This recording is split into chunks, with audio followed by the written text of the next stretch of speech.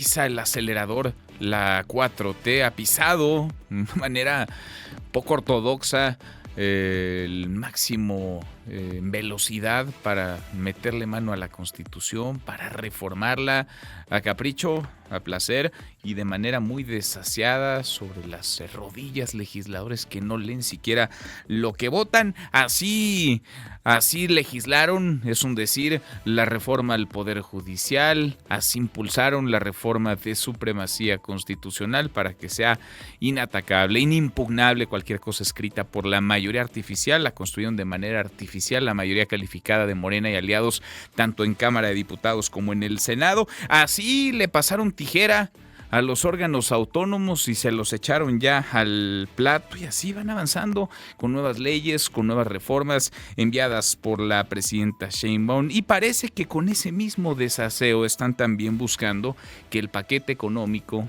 2025 sea aprobado, se ha avalado. Paquete económico que raya en lo irresponsable, repleto, está tapizado de cifras alegres que no cuadran, que no coinciden con la realidad. Le agradezco estos minutos al senador Ricardo Anaya, senador por el PAN. Gracias, Ricardo, muchas gracias, senador, ¿cómo estás? Manuel, me da mucho gusto saludarte, gracias por la oportunidad y un saludo a todo el auditorio. Gracias a ti, muy buenas tardes. Pues la legislatura es joven aún, arrancaron ustedes el 1 de septiembre, un mes antes de que asumiera la presidenta Claudia Sheinbaum, pero qué de cosas, Ricardo, qué de cosas, senador, han pasado en estos meses. Así es, Manuel, y mira, la verdad es que todas tienen un común denominador, es decir, responden a un patrón, no son ocurrencias aisladas.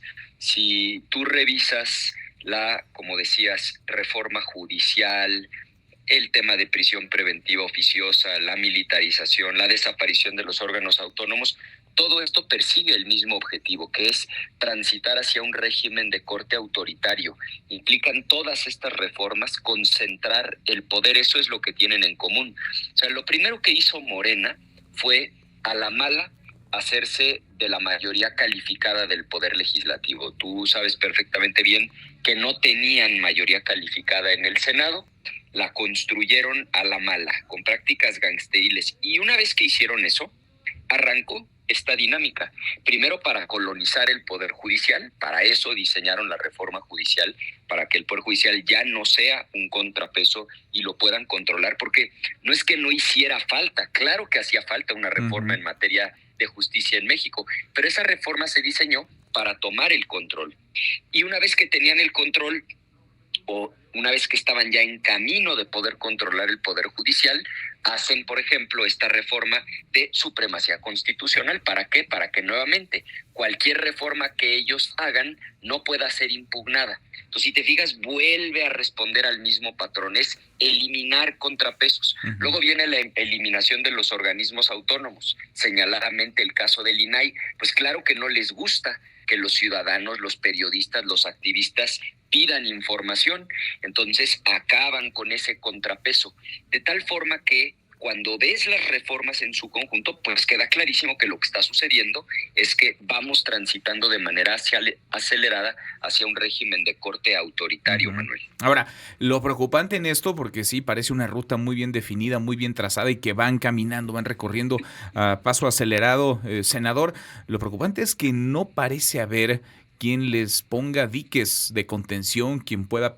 plantear obstáculos, porque tienen los votos en el Congreso, tanto en Cámara de Diputados como en el Senado, porque tienen a los congresos estatales y porque ya desbarataron la Corte. ¿Quién les pone un alto? ¿Quién les podrá poner un alto, senador?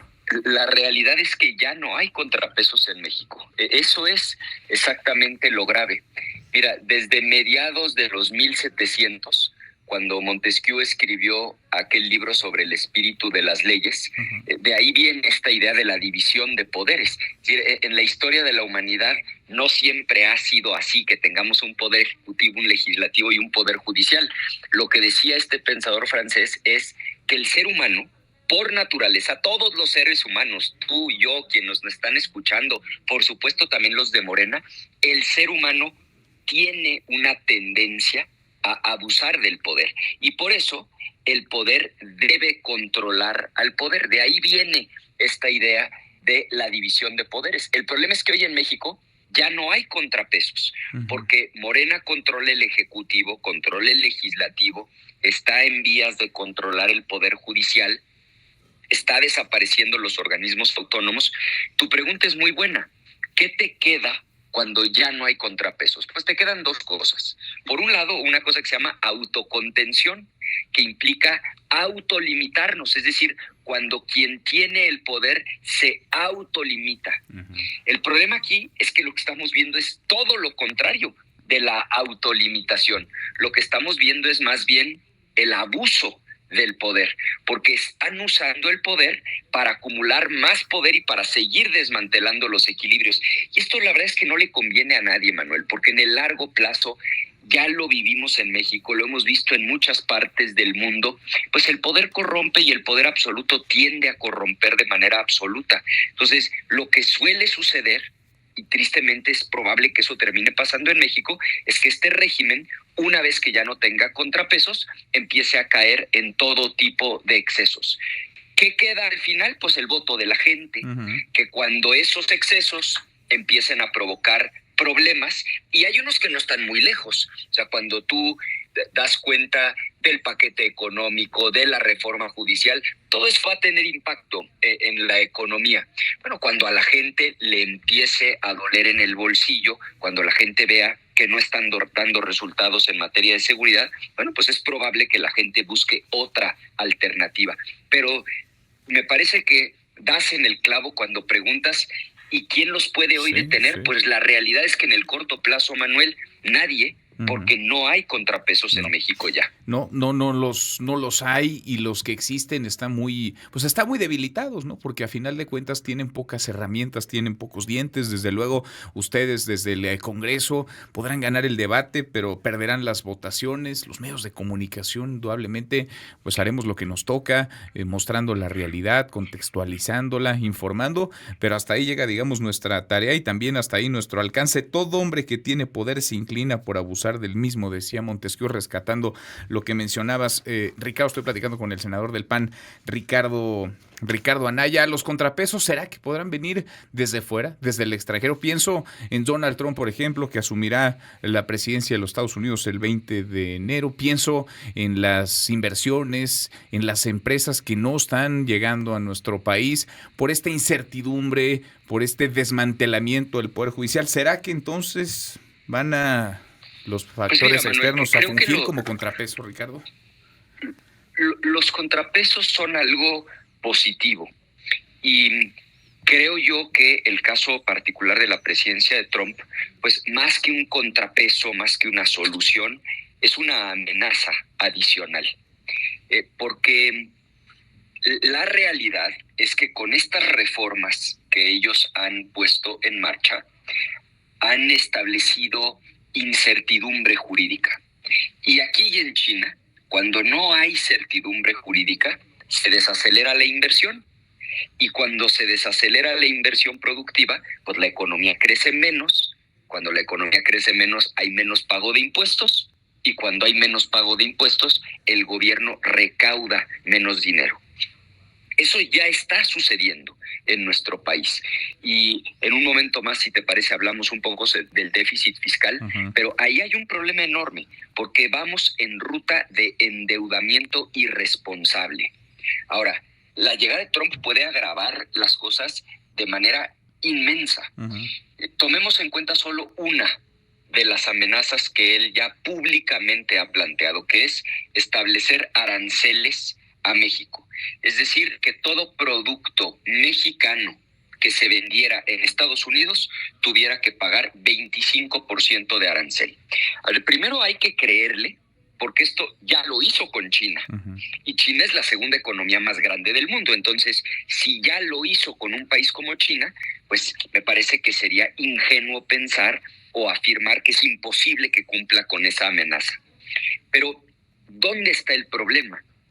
El problema está en que efectivamente para China no representó un problema demasiado grande, porque China a Estados Unidos solo le exporta algo así como el 15-16% de lo que exporta. Es decir, el 85% de lo que China vende fuera de China se va a otros países distintos de Estados Unidos. Nuestra realidad es muy distinta. Nosotros le exportamos a Estados Unidos más del 80% de lo que exportamos. Entonces, solo el cumplimiento de esa amenaza, pues por supuesto que representaría un colapso para la economía mexicana. Aquí va a tener que tener muchísimo oficio político el gobierno federal, la presidenta, la Cancillería, para lidiar con la presidencia de Donald Trump, que sin duda va a ser un reto extraordinariamente complejo. Entonces, efectivamente, ahí hay una amenaza adicional. Sí. Y por otro lado, mencionabas tú el tema de los mercados, pues esos sí son un contrapeso, porque en la medida en la que el gobierno cometa excesos, cometa errores, pues por supuesto que los mercados pueden reaccionar y eso no perdona, porque al final, si se te va, por ejemplo, el tipo de cambio, pues se viene en dominó un problema para la economía. O si quienes hoy tienen deuda mexicana, pensemos por ejemplo CETES, deciden venderlos, pues claro que el país entra en crisis como ya ha pasado en otras épocas de la historia por una razón muy sencilla, porque entonces la única solución que le queda al gobierno para poder mantener el interés sobre su deuda es subir las tasas de interés. Uh-huh. Nada más que ahí los que deben dinero pues se meten en un problemón. Acuérdate lo que fue la crisis de 94-95. Sí, no. Entonces, en resumen, Manuel, sí preocupante lo que está pasando. Ojalá los de Morena fueran más responsables, entraran en razón. Al final creo que todos queremos lo mismo, que le vaya bien al país, que crezca la economía, que la gente pueda vivir tranquila, en paz. Pero pareciera que ellos se están empeñando en dar pasos en la dirección equivocada y eso es francamente preocupante. Pues sí, yo pensaba eso mismo que tú dices, pero ahora no estoy muy seguro de que todos querramos lo mismo. Ricardo, déjame detenerme por ahora, por último, en el paquete económico. Muy optimista, por decirlo menos. Hay cifras que lucen difíciles de alcanzar, un crecimiento económico que ya quisiéramos, pero que nadie ve. Lo están planteando entre el 2 y el 3%. Uh-huh. No hay una sola proyección de nadie, ni de Banco de México, ni del Fondo Monetario Internacional, de ningún banco, que llegue al 2%, están muy lejos de ese terreno. La proyección del dólar muy por debajo en 18.70, cuando anda arriba de los 20, la deuda por las nubes, arriba del 51%, un gobierno que pues plantea gastar más, que no mejor, de lo que recauda. ¿Cómo ves el paquete económico, Ricardo, y qué riesgos adviertes? Pues justamente tú has señalado lo más preocupante. Y mira, yo puedo entender que quizá alguien que nos esté escuchando diga, bueno, pero está bien que el gobierno sea optimista. Pues ni modo que el gobierno caiga en el pesimismo de decir que no vamos a crecer. Aquí el problema es que cuando el gobierno establece por escrito en el paquete económico su pronóstico de crecimiento, usa ese pronóstico para calcular cuánto dinero se va a ingresar, porque el gasto es seguro, sabemos en qué queremos gastar, pero los ingresos no son otra cosa más que una estimación. Esto es lo que creemos que va a ingresar.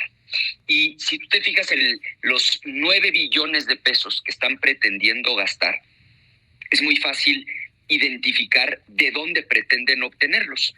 5 de esos 9 billones pretenden obtenerlos de impuestos, principalmente impuestos sobre la renta e IVA. En 2024, 2 de esos 9 billones provinieron de deuda pública, de déficit fiscal, y los otros 2 de otros ingresos que incluyen a Pemex y a CFE. Uh-huh. Entonces, cuando ellos sobreestiman el crecimiento económico por encima de todas las estimaciones serias, lo que hacen es asumir que va a ingresar una cantidad de dinero que en realidad no va a ingresar. Entonces, ¿qué va a pasar al final del año? Pues que van a tener que contratar más deuda para cubrir el gasto, porque ese gasto sí es seguro. Pero segundo, que al final el déficit fiscal que ahorita están planteando en 3.9 va a acabar muy por encima del 4. Lo sabemos con absoluta certeza. ¿Por qué? Porque es una proporción del PIB. Entonces, otra vez, si la economía no creció tanto como ellos pronosticaban, pues cuando compares la deuda contra el tamaño de la economía, lo que los economistas llaman deuda como proporción del PIB, va a estar muy por arriba de ese 3.9. Y otra vez, la gente puede decir, bueno, ¿y eso a mí qué?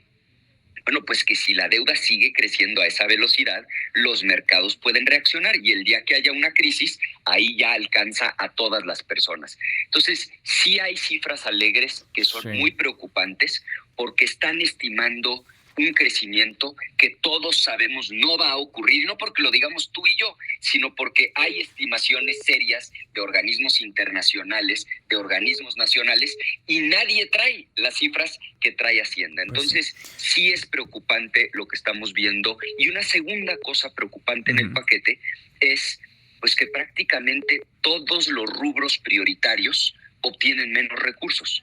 O sea, a seguridad le recortan, a salud le recortan, a educación le recortan, a los temas más sensibles donde la gente está esperando ver resultados, les están recortando. Entonces, tanto por el lado de los ingresos como por el lado del gasto, sí está preocupante lo que está planteado ahí en el paquete económico, Manuel. Y se antoja complicado que le vayan a meter mano, que le vayan a mover, a menos, claro, que reciban la indicación de hacerlo. Ricardo, te agradezco, muchas gracias, senador, por estos minutos. Al contrario, muchas gracias a ti y un saludo a todo el auditorio. Saludos, muy buenas tardes. Es Ricardo Anaya, senador por el PAN. Laura en punto, Angélica.